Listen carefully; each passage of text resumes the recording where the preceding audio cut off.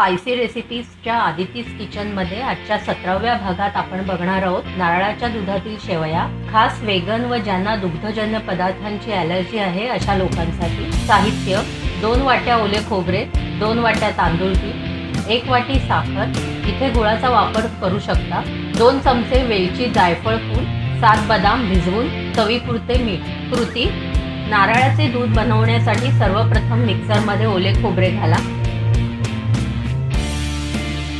त्यात 1 वाटी पाणी घालून गंध वाटून घ्या।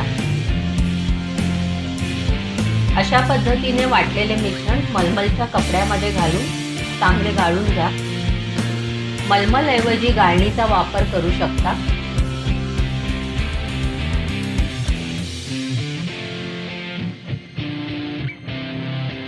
येथे 2 वेळा पाणी घालून नारळाचे जाड दूध तयार केले आहे।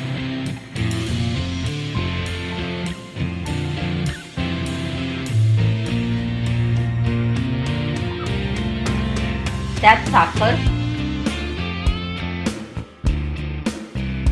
चवीपुरते मीठ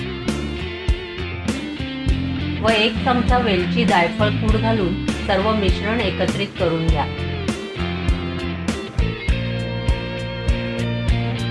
शेवया बनवण्यासाठी कढईत 2 वाट्या पाणी घ्या। पाणी गरम झाल्यावर त्यात चवीपुरते मीठ व 1 चमचा तेल घाला। पाणी उकळल्यावर त्यात तांदळाचे पीठ घाला व फिरवून घ्या। झाकण ठेवून 1 मिनिट शिजू द्या व नंतर गॅस बंद करा। तांदळाची उकड एका भांड्यात काढून घ्या।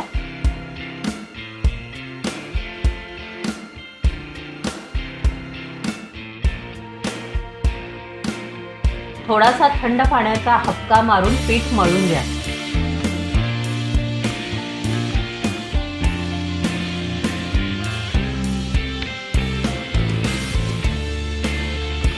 त्यात 1 चमचा तेल घालून चांगले मळून घ्या।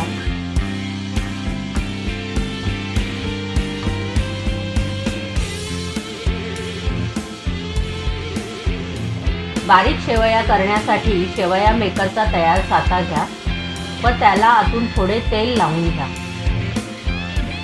तेल लावल्यामुळे पीठ साच्याला आतून चिकटणार नाही। त्यात मळलेले पीठ घाला व शेवया पाडून घ्या।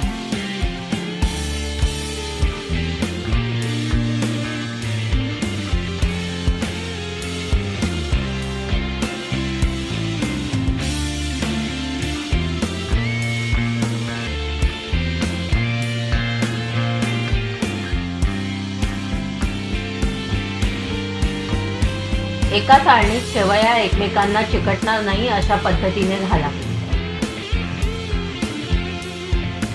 कुकरमध्ये थोडे पाणी घाला। पाणी गरम झाल्यावर शेवया असलेली चाळणी त्यात ठेवा। साधारणपणे 5 मिनिटात शेवया शिजतात। गॅस बंद करा।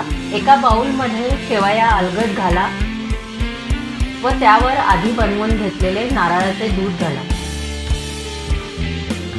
त्यावर वेलची जायफळची पूड टाका। सजावटीसाठी थोडे बदाम उभे कापून त्यावर घाला।